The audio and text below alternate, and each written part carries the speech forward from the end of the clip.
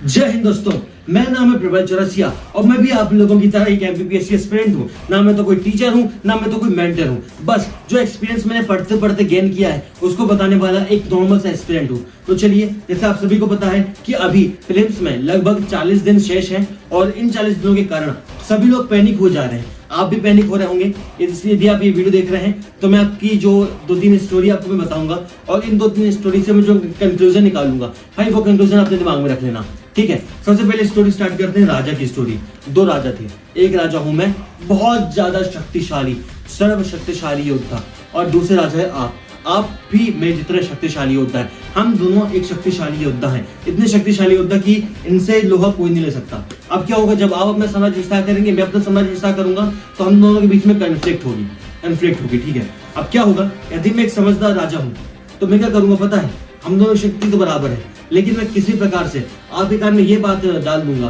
कि मैं आपसे ज्यादा श्रेष्ठ हूँ, मैं आपसे ज्यादा पावरफुल हूँ, ठीक है। तो फिर जब युद्ध वाला दिन आएगा ना, तो युद्ध वाले दिन में क्या होगा, आप इस मेंटेलिटी से लड़ेंगे कि मैं आपसे ज्यादा स्ट्रांग हूँ, और मैं इस मेंटेलिटी से लड़ूंगा कि मुझे जीतना है। तो अल्टीमेटली पता है कौन जीतेगा, मैं जीतूंगा, क्योंकि आपने ऑलरेडी मुझे आपके मन में सुपीरियर मान लिया है ना। ऐसा ही क्या होता है, 40 दिन बचे एग्जाम के, जब आपके पास डर का माहौल आता है कि मेरा एग्जाम में क्या होगा, तो आप एक तरीके से एग्जाम को अपने से सुपीरियर मान लेते हो। आपको खुद की तैयारी पे विश्वास नहीं हो पाता, ठीक है। तो मेरी बात ये मानिए, 40 दिन में आपको इतना पढ़ना है। इन 40 दिनों में आपके दिमाग में ये नहीं आना चाहिए, क्या नहीं आना चाहिए, कि आपको सिलेक्शन होगा कि नहीं होगा, नहीं तो ये आपका मनोबल टूट जाएगा, आप वही राजा बन जाएंगे जिसको मैंने अभी हरा दिया। स्टार्ट करते हैं दूसरी स्टोरी पे, ठीक है। आप एक तलवारबाज है, मैं भी एक तलवारबाज हूँ, हम दोनों ने एक गुरु से सीखा है। अब यहाँ पे कॉम्पिटिशन है दोनों की श्रेष्ठता का, ठीक है, कि कौन कितने ज्यादा स्किलफुल है। अब क्या होगा पता है, इसमें आपने भी सेम चीज सीखी, मैंने भी सेम चीज सीखी है, आपके पास भी सेम पावर है, मेरे पास भी सेम पावर है। आप मुझे नहीं हरा पाएंगे, मैं आपको नहीं हरा पाऊंगा पावर पे, ठीक है। स्किल्स पे भी नहीं हरा पाऊंगा, पावर पे भी नहीं हरा पाऊंगा, ना आप मुझे हरा पाओगे।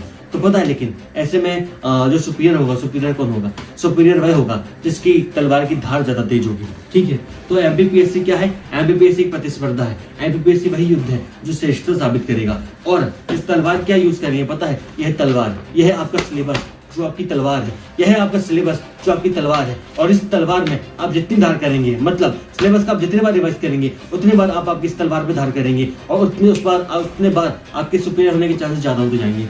ये दूसरा था। तीसरा एग्जांपल दे रहा हूँ, आपको 10 हथियार चलाते आता है और मुझे सिर्फ 1 हथियार चलाते आता है। आपको 10 हथियार चलाते आते हैं, मुझे सिर्फ 1 हथियार चलाते आता है। लेकिन जब कंपटीशन हो जाएगा और उसमें ये बोला जाएगा कि आपको 1 हथियार से लड़ना है, मान लो की बात गधे से लड़ना है, ठीक है, मैं भी गधा से लड़ूंगा, आप भी गधे से लड़ोगे, ठीक है। तो जब हम दोनों गधे से लड़ेंगे ना, तो उसमें मैं जीतूंगा। पता है मैं क्यों जीतूंगा, क्योंकि मैंने गधे से इतनी बार प्रैक्टिस करी है, जितने टाइम आपने 10 हथियारों को दिया है ना, उतना टाइम मैंने 1 हथियार को दिया होगा, गधा। तो मेरे इसमें इतनी ज्यादा स्किल डेवलप हो जाएगी, इतना ज्यादा कंट्रोल हो जाएगा कि मैं आपको आसानी से हरा दूंगा, ठीक है। अब इस स्टोरी का कंक्लूजन क्या निकलता है, इस स्टोरी का कंक्लूजन ये निकलता है कि आप 10 सोर्स में मत भटकिए। फॉर एग्जांपल मैं बात करता हूँ, यदि आप करंट अफेयर पढ़ रहे एग्जाम पीडीएफ से, ये मैंने ये दिखा दिया आपको स्पीड पब्लिकेशन। यदि आप करंट अफेयर पढ़ रहे एग्जाम पीडीएफ से, ठीक है, आप करंट अफेयर पढ़ रहे हैं एग्जाम पीडीएफ से, और मैं आपको आके बोलता हूँ कि भाई करंट अफेयर कहीं और से पढ़ लो, तो क्या होगा पता है, आपने ये हथियार छोड़ दिया, आपने दूसरा हथियार सीखने लग गए। अब आप इसी को ना इतने बार पढ़ लीजिए, इसी की 10 बार प्रैक्टिस कर लीजिए, इसी की 10 बार प्रैक्टिस कर लीजिए, तो आपने इसमें एक तरीके से कंट्रोल हासिल कर लेंगे। लेकिन जहां आप अभी इन 40 दिनों में, इन 30 दिनों में यदि आप सोर्स देख के भटक जाते हैं, किसी और सोर्स पे शिफ्ट हो जाते हैं, तो ये मानिए आपका भी हाल वही होगा जो मैंने स्टोरी बताई। आपको 10 हथियार चलाते आता तो भी मतलब नहीं, और मुझे 1 हथियार चलाते आता तो मैं जीत जाऊंगा।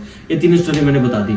अब देखो, अब सबसे इंपॉर्टेंट चीज क्या है, अभी लगभग 40 दिन बचे हैं। इन 40 दिनों में हर एक व्यक्ति पैनिक होगा, बस देखो, अब मैं स्टोरी बता रहा क्या होता। जब पहले एक जमाने में युद्ध होता था ना, जब 2 राजा महाराजाओं के बीच में युद्ध होता था, तो क्या होता था, यदि एक राजा हार गया ना, तो वो भाई राजा की जिंदगी कुत्तों से बदतर हो जाती थी। यदि राजा हार गया तो या तो वो उसकी गुलामी करेगा दूसरे राजा की, या फिर वो वीरगति को प्राप्त हो जाएगा, या फिर अधीनता स्वीकार करना पड़ेगा उसको। ऐसे कुछ बहुत ही घटिया चीजें होती थी उसके साथ। लेकिन एक चीज बता रहा, अभी भी आपका पीएससी युद्ध है, पीएससी क्या युद्ध है, लेकिन बस पीएससी युद्ध में अंतर इतना है कि पहले के जमाने में एक तरफ हजारों सेना होती थी, एक तरफ भी हजारों सेना होती थी। कुछ बहुत सारे लोग आपकी तरफ से लड़ते थे, आप किसी की तरफ से लड़ते थे, और बहुत सारे लोग आपके अगेंस्ट में लड़ते थे। लेकिन अभी क्या है, अभी टोटल 1,90,000 फॉर्म भरा है और इन 1,90,000 फॉर्म में आप अकेले सबसे लड़ोगे। मतलब 1,89,999 लोगों से आपकी फाइट है, समझ रहे हो। आप अकेले, यदि मैं हूं, मेरे से भी आपकी फाइट है, आपका भाई भी, सगा भाई भी आपसे भरा रहा है फॉर्म, तो उससे भी आपकी फाइट है। अब इस फाइट में आप कई लोगों से बहुत ज्यादा स्ट्रॉन्ग हो और कई लोगों से बहुत ज्यादा वीक, है ना। तो ये जो मैंने आपको 3 स्टोरी बताई थी, है ना, इन तीनों स्टोरी को आप याद रखिएगा और इनके हिसाब से आप टेकल करिएगा सिचुएशन को, क्योंकि यदि इन 40 दिनों में आप पैनिक नहीं हुए तो दूसरा बंदा पैनिक हो जाएगा जो आपसे स्ट्रॉन्ग है। यदि वो बंदा पैनिक हो गया तब ऑटोमेटिक उसको उसके पैनिकनेस के कारण हरा दोगे, ठीक है। तो बस मैंने जो 2-3 चीजें बताई, आप उसको ध्यान रखिएगा, इस स्टोरी को दिमाग में रखिएगा, पैनिक मत होइएगा और ज्यादा से ज्यादा रिवीजन करते जाइएगा चीजों का, क्योंकि आप जितना ज्यादा से ज्यादा रिवीजन करेंगे ना उतना ही आपके लिए अच्छा होगा। यदि आप चाहते हैं कि मैं और ऐसी मोटिवेशन वीडियो बनाऊं या फिर और मैं ऐसा कुछ बताते जाऊं पीएससी के बारे में, तो आप नीचे कमेंट कर दीजिएगा, है ना। उसके अलावा कुछ कमेंट मत करिएगा, मैं ना लाइक के लिए बोलूंगा ना सब्सक्राइब के लिए बोलूंगा, बस कमेंट के लिए इसलिए बोल रहा हूँ ताकि मैं आपके लिए वो वीडियो बना सकूं। ठीक है guys, thank you for watching. जय हिंद, जय भारत, वंदे मातरम।